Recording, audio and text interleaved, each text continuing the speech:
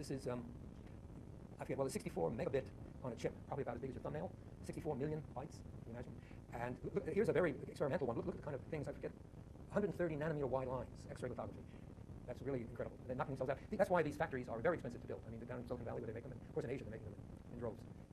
I want to talk about the DVD and the Blu-ray and so on, where again the game is to make things smaller and smaller and pack them closer and closer, getting more information and more circuitry on a chip. Oh, here's a guy's name, Nakamura. Well, last heard, he was at Santa Barbara. They quickly bought him up. And he was the one who discovered the blue solid-state laser. So the other topic I did want to touch on is the one thing that's not mentioned in the book, and that is the scattering of light. It's very important, because today I was just admiring how blue the sky was. Beautiful blue sky. Well, why is the sky blue? And the reason is simply that the atmosphere is what creates the blue sky. The reason is that, again, it's an issue of length scales. The point is that we've noticed that things scatter, a wavelength will scatter off an object more or less of its same size. Let me use E here. It scatters best. Well, if you have a sheet of glass, for example, glass is a pretty disordered material on the scale of atoms, but on the scale of the wavelength of light, it's pretty uniform. So glass transmits light very nicely. On the other hand, if you have a rock hit your windshield and it cracks, then you have all these boundaries of the glass, and every boundary represents a scattering surface because it's a change of index, and so your glass becomes opaque. So what happens in the atmosphere is that you have fluctuations in the density of the air. Just natural fluctuations. The air is moving around. Sometimes there's a little less material, and sometimes there's a little more.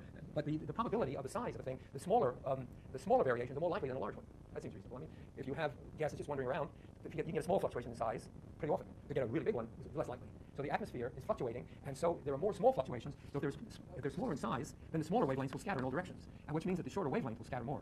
Short lambda scatter more off these spontaneous fluctuations. And so we get the blue light. The light is going from the sun through the sky, and the shorter wavelength, the bluer light, is scattered by the fluctuations and comes to our eye down here. And so we see blue here. Now, at the end of the day, the light is coming through the atmosphere. A lot of it is scattered out, and then if there happens to be a cloud over here, it reflects whatever has come through, and mostly what's come through is red, because the blue is all scattered out. So the sky will look pink, or the clouds will look pink so it goes to its sunset, because the light is traveling through the atmosphere, and a lot of the blue has been scattered out, leaves you red, and so you have red, pink clouds. It's good to know. I don't know why it's good to know, but it's good to know. So that's what I'm trying to say here. I think, yeah. So the next little thing is, now sometimes what causes these effects is frequency, and sometimes what causes the effect is wavelength. It's good to know the difference. Frequency effects, the index of refraction, depends on frequency, the frequency of the light in a particular medium. The reason being that there is an index change is that there are resonances at certain frequencies in the material. The atoms, for example, have certain characteristic frequencies. If you get near that frequency, you get a big effect on the light, so it's a frequency effect. On the other hand, there are some effects that are wavelength effects. For example, interference is a wavelength effect because what you're trying to do is get a difference in wavelength or difference of path length to match a wavelength. So that's a wavelength effect. Also, this scattering of the light is a wavelength effect. It has it shows into the fact that shorter wavelengths or high frequencies scatter more, but really it's a wavelength effect because it has to do with the size of the fluctuation in the medium compared to the size of the wavelength. Okay, so here's a little summary of the story. You can read that on your own. And if there's no questions, we're going to leave optics behind in a way. On the other hand, we're not through with waves.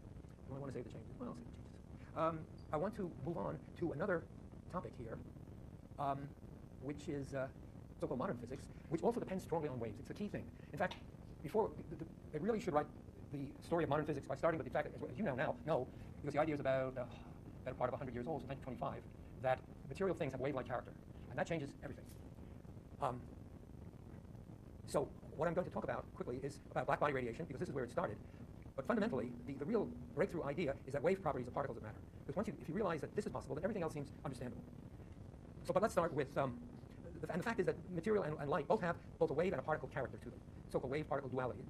It's a little hard for us in our experience to understand how a thing could be a wave that is having a large extension by nature, or a particle which has virtually no extension by nature. How can a thing be both in a way at the same time? So that's a major kind of puzzle for our brains to handle both of those ideas. But they both seem to be working more or less at the same time. So, but let's start out with a very simple question. Why do warm things glow? Now we did this experiment. We had it in a demo here. Remember when I had the camera and you could see your face and my cold nose and warm ears and stuff like that. So the different warm things emit radiation, not visible radiation, but infrared radiation. We don't really see them. If you turn out the lights, we wouldn't see each other. Although it's a very good line, guys. You tell your girlfriend, darling, you glow. Which is true. As long as she has any warmth at all, she glows. Of course, you can't see it, but always. But under the right conditions, you might be able to appreciate it. But it's a good line, and it's physics true. But so the question is, how does that happen? And actually, we have the physics already in hand. And that is that a thing that's warm, has a temperature, means it's moving. And the higher the temperature, the more it moves, the more the particles jiggle around. And every time they jiggle, if they change their motion, they're accelerating. And we've said that accelerating charges radiate. So that's what's happening. Now let me see if I can show you a nice demo of that somewhere here. Let's see. No, I don't want this one. Sorry, let's find the other. No. Oh, sorry, let me go back to this panel here. Gas wall. Yeah, this is a very nice demo. It's mentioned in your notes. And here what we have is a gas. So that's a very simplest kind of material. Individual particles, non-interacting, they just bump into each other. What if I quit? Okay, well, we'll be open. So the idea is that I can hold the pressure constant and I can do various things. What I'm most interested in actually here is the effect of temperature. So for example, I've got the temperature here now pretty low, 25 Kelvin. And what this picture here shows is the distribution of velocities of this amount of gas. And this is the average thing. But what you can see is that different particles are moving with different speeds. But there's kind of an average speed. Now, for example, we could watch any one particle, and I want to enable tracking, and one of these particles is marked. And you see it's being kicked around because it's bumping into the walls, it's bumping into each other, and you see the tracking of it. So every time it accelerates, it's potentially emitting radiation. And that radiation is a warmth radiation. Now, suppose I increase the temperature, which I do like this guy here. So I'm increasing from 3740. See, my average temperature is going up, the speed is going up. This poor guy here is being belted around even more. And every one time he's kicked, he emits radiation. Comes out of his kinetic energy, so he can emit, and that's your warmth radiation. Okay? So that's a very nice demo. Now, the thing that you want to appreciate here is that there is an average kinetic energy, which is the average of the energy here, a half m. So you have a bunch of helium atoms, v squared, sort of average. And that will be somehow proportional to the temperature. So the consequence of this is, for example, if I have two different gases, let's say I had helium, and if I had a different gas, let's say neon, which has a weight of 20, helium, you recall, has a weight of atomic weight of 4. So you have a half m v squared of neon, say, and helium. If the energies are the same, mv squared is the same, but if m is bigger, then v squared of neon should be lower. And this nice little animation allows us to put in some neon gas. Let's say I have 4 moles of helium. Let me put in 4 moles of neon. Close enough. That's not close enough. Okay. So the neons are here. Now you see where the average velocity of neon is less because its mass is greater, but the total kinetic energy is the same. Average kinetic energy. Here's your helium with its higher speed, lower mass, and here's my neon with so they're kicking around like crazy. And every time they get bumped, some radiation comes out, and that's the reason we have this infrared thing. Another demo of that is this cute little thing here, where I have balls of different weight. That one's very dead. A ping pong ball. Look, no, that's not a ping pong. That is. That's a ping pong ball. This one, it's heavier. And then I have even styrofoam. That's pretty dead. Okay, so the point is, if I shake these up, I'm sort of like putting temperature into this. And I'm putting the average kinetic energy will be saying, see the one that came out. Are you good at fielding? Very good. Which one is it? Is it ping pong or the heavy one? Ping pong. Okay. So the light one comes out because you see its mass is low, so its velocity is high. We can do it again to see it wasn't a fluke. Wrong again. All right, that'll happen. Statistics. That's a ping pong. Good ping pong. So ping pongs win. Thank you. Good catch. Thank you. All right.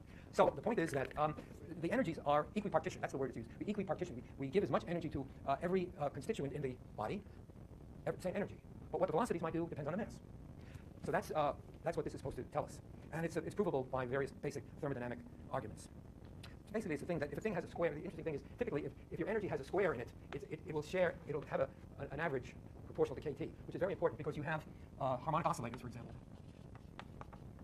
where the potential energy is a half kx squared.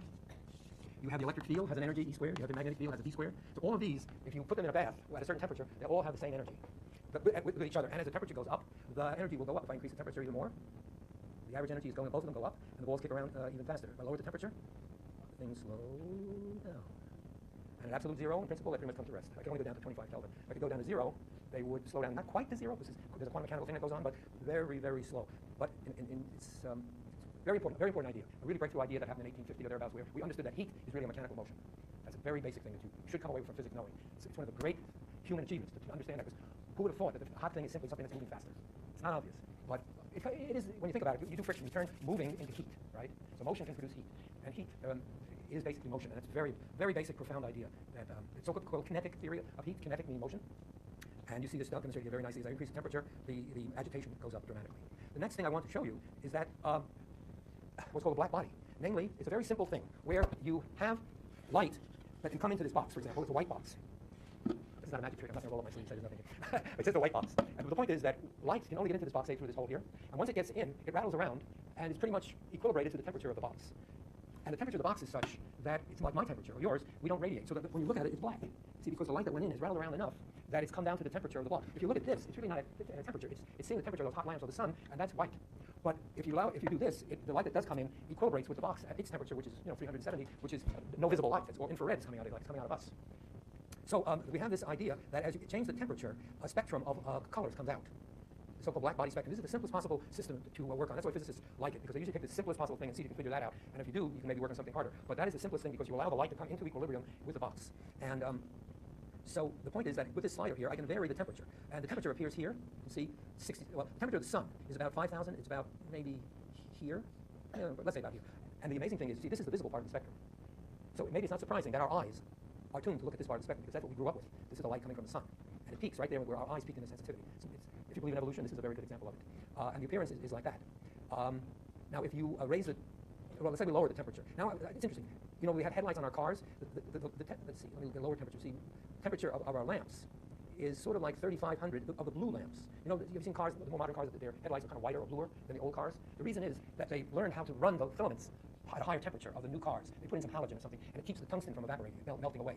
So you can run it at a higher temperature, and you get this bluish, see, you catch at least a little some of the blue. The old lamps used to run it not at 3,500, but more like 3,000 degrees. Very hot also, but you see much less blue. So the color is more or less like that. So that's the old headlights. The new headlights run at about 3,500. Well, a little bluer. It seems to me that when those lights hit me, it looks bluer than that, frankly. But in any case, you see you have a lot more blue light if you can get the temperature up to 3,500. So it's a much more close to the natural spectrum of sunlight, which is around 5,000. So this is the idea. Now, what you want to notice is that here's the short wavelength, and the light has a low intensity here, and at long wavelengths, it also decreases. It comes to a peak at a certain at a given temperature. It comes to a peak at a certain wavelength. Time is gone. Just for fun, let's run it down to roughly as low as we can to already at 1,000 degrees. There's no visible light. So you have to get the thing really hot to have it emit visible light. Well, they say the appearance is red. Well, there is a little red here. That's true. All right, let me lower it even further. How far can I go? Can I go to room temperature? About 300. Yeah, here's where we radiate, 300 Kelvin roughly. So we don't radiate in the visible. So what we're going to do next time is to realize that this simple-looking phenomenon was the beginning of quantum theory and was very hard to explain, but needed a whole new theory to explain it, which we'll try to do on Wednesday. Okay, thank you.